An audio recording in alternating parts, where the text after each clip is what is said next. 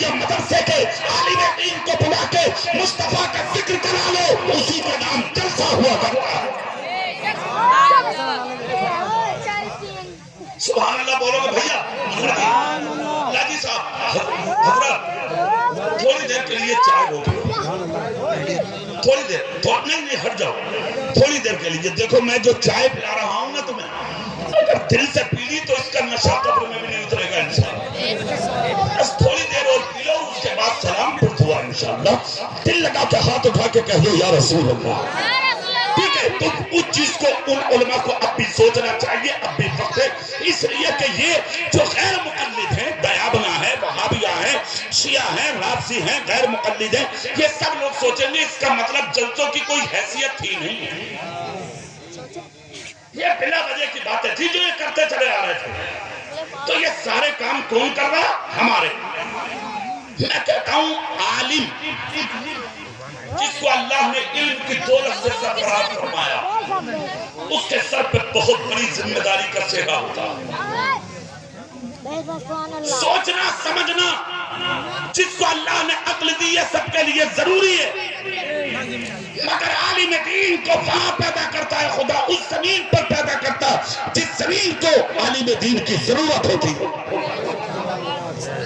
اس لیے عالم دین کو چاہیے حجت الاسلام امام غزالی کے اس قول پر عمل کریں۔ سبحان اللہ بولیں سب کو میں قول سنا دوں۔ حجت الاسلام امام غزالی کہتے ہیں عالم کا یعنی کہ کام ہے خدا کے خوف سے ڈرائے، اللہ کی خشیت لوگوں کے دلوں میں ڈالے، جہنم کی باتیں بتائے، دوزخ کا ذکر کرے، جہنم کے بارے میں لوگوں کو بتائے، قبر کے عذاب کے بارے میں بتائے، خدا کا خوف لوگوں کے ذہن و دماغ میں اتارے، صرف اللہ کے رحم و کرم پر اور جنت کے خوابوں پر لوگوں سے نعرے نہ لگوائے۔ جن بستیوں، جن علاقوں، جس سمت میں ایسے مولوی رہتے ہوں جو صرف اللہ کے رحم و کرم کی بات کریں، امام غزالی کہتے ہیں ان علاقوں میں شیطان کے جانے کی ضرورت نہیں۔ وہ مولوی کافی ہے بہکانے کے لیے۔ مولوی کا کام ہے خدا کے خوف سے ڈراتا بھی رہے، اور جب وہ ڈر جائیں تو پھر انہیں جنت کا مژدہ سناتا رہے۔ سبحان سے بولو، یہ کیا بات ہوئی کہ صاحب جلد سے ہی ختم کر دو؟ یہ سب بلا وجہ کی بات ہے۔ ہوش میں آئے ہمارے عالم، ہوش میں فیصلہ لیں ہمارے عالم۔ ہمارے عالموں کو چاہیے وہ کام کریں کہ جو ذمہ داری کا سہرا اللہ اور اس کے رسول نے ان کو عطا فرمایا ہے۔ جس پر کوئی غیر ہماری جماعت پر انگلی نہ اٹھا سکے، ورنہ میرے بڑوں کا جو فیصلہ ہوگا وہ ہمیں بھی قبول ہے الحمدللہ۔ مگر ایک مشورہ تھا حقیر نے، فقیر نے، ایک گناہگار آدمی، کم علم آدمی نے رکھا، جو دماغ میں آیا رکھا تو کچھ بھی ہے، جہاں برائی ہے برائی کو ختم کرو، نبی کے ذکر کی محفل ختم مت کرو۔ ٹھیک ہے، پھر وہیں آؤ جو گفتگو چل رہی تھی، آخرت میں اجالے پیدا کرو اپنی، اللہ سے ڈرو، مصطفیٰ کی محبت کو اپنے سینے میں بساؤ، مرو تو نبی کے ہو کے مرو، زور سے بولو، مرو تو نبی کے ہو کے مرو، دولت بھی ہو اگر ایمان سلامت ہو، عزت ہو ایمان سلامت ہو، کاریں ہوں ایمان سلامت ہو، اچھی بلڈنگیں ہو مگر ایمان سلامت ہو۔ ایمان کتنے اچھے ہوں، ایک تاریخ یاد آ رہی ہے، سید صاحب کے قدم چوم کے آپ تک پہنچا دوں، سبحان اللہ بولیں گے؟ ہاں، تو میں تو ایک مل جب تو ہضم، 1,00,000 مل جب تو ہضم، ایک کے دو اگر 1 گھنٹے میں بن جا، پھر تو پوچھے گا ارے فاتحہ اور کرا دے گھر میں آ کے، مطلب یہ بھی نہیں دیکھ رہا کہ یہ آیا کہاں سے کیسا، تمہیں ہو کیا گیا ہے؟ آپ کیا ثابت کرنا چاہ رہے ہو، کیا بننا چاہ رہے ہو، کیا بتانا چاہ رہے ہو دنیا کو؟ اسی لیے ہمارے نام مٹتے جا رہے ہیں، کام مٹتے جا رہے ہیں، ہماری سارے معاملات مٹتے چلے جا رہے ہیں۔ 1500 سال ہو گئے، آج تک دنیا عمر کو نہیں بھولی ہے۔ ہاتھ اٹھا کے بولو سبحان اللہ، زور سے بولو، ابو بکر کو دنیا نہیں بھولی ہے۔ کیوں نہیں بھولی؟ اس کی وجہ پتا ہے تمہیں کیوں نہیں بھولی؟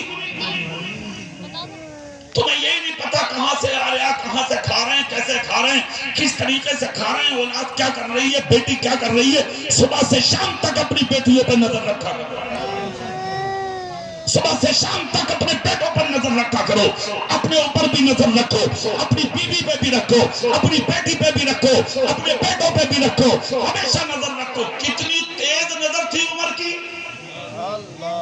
اپنے بیٹے کی شادی کی حضرت عبداللہ کی، نکاح جب ہو گیا تو ایک دن اپنے بیٹے کے پاس آئے، نکاح کے کافی دن بعد آ کر کہا بیٹے عبداللہ ادھر آؤ. آگے سلام کیا. حضرت عمر جلال میں آئے، کھڑے ہو کر کہا عبداللہ. بولے ہاں. بولے گھر جاؤ، اسی وقت جا کر اپنی بیوی کو طلاق دے دو. اسی وقت، بہت غور سے سننے کی بات ہے، اسی وقت جاؤ. اتنا جب کہا تو آج کا ہوتا تو کھڑے ہو کر کہتا تم دے دو اپنی کو، میں کیوں دوں اپنی کو. بولو بھائی، بولے زیادہ ضرورت پڑ رہی ہے تو تم دے دو اپنی بڑھیا کو، میں کیوں دوں بلا وجہ. نہ لینا نہ دینا. لاکھوں سلام ہو عمر پر اور عمر کی اولاد پر. خدا کی قسم بولنا تو بڑی بات، نظر اٹھا کے بھی نہ دیکھا باپ کو. چلے دیکھا ٹھیک ہے باوضو، مگر آنکھ سے آنسو نکل پڑے. جب گھر جا رہے تھے تو بیچ میں میرے نبی کی محفل ہو رہی تھی. ہاں، اسی محفل میں بیٹھ کے جا کے حضرت عمر کے بیٹے رو رہے تھے نبی کی محفل میں ہاتھ باندھے ہوئے. اللہ اللہ، مگر بھروسہ تھا میرے نبی کی نظر اٹھے گی ضرور. زور سے یہی سوچ کے بیٹھا کرو جلسے میں، پتا کچھ نہیں ہے کس وقت تمہارے نبی کا گزر ہو جائے. بیٹھے تھے، ہاتھ باندھ کر میرے نبی کی نظر اٹھی، انگلی کا اشارہ کر کے کہا عبداللہ ادھر آؤ. آئے نبی کے پاس، کہا کیوں رو رہے؟ جو آنکھوں میں ٹکے پڑے تھے وہ موتی بن کر نبی کے سامنے گر پڑے. میرے سرکار نے ہاتھ پکڑ کے کہا عبداللہ کیوں رو رہے ہو؟ عرض کرتے آقا غضب ہو گیا. کہا کیا ہوا؟ کہا آج میرے باپ عمر نے کہا ہے عبداللہ جا اور گھر میں جا کے اپنی عورت کو یعنی اپنی بیوی کو طلاق دے دے. میرے نبی نے فرمایا کیوں؟ کیا تمہاری عورت بے عمل ہے؟ کیا تمہاری بیوی بے نمازی ہے؟ کیا تمہاری بیوی تمہارا کہنا نہیں مانتی؟ کیا تمہاری بیوی یعنی کہ نیک اچھے عمل نہیں کرتی؟ عرض کرتے ہیں آقا میری بیوی کے نیک اور صالحہ ہونے کے محلے میں چرچے،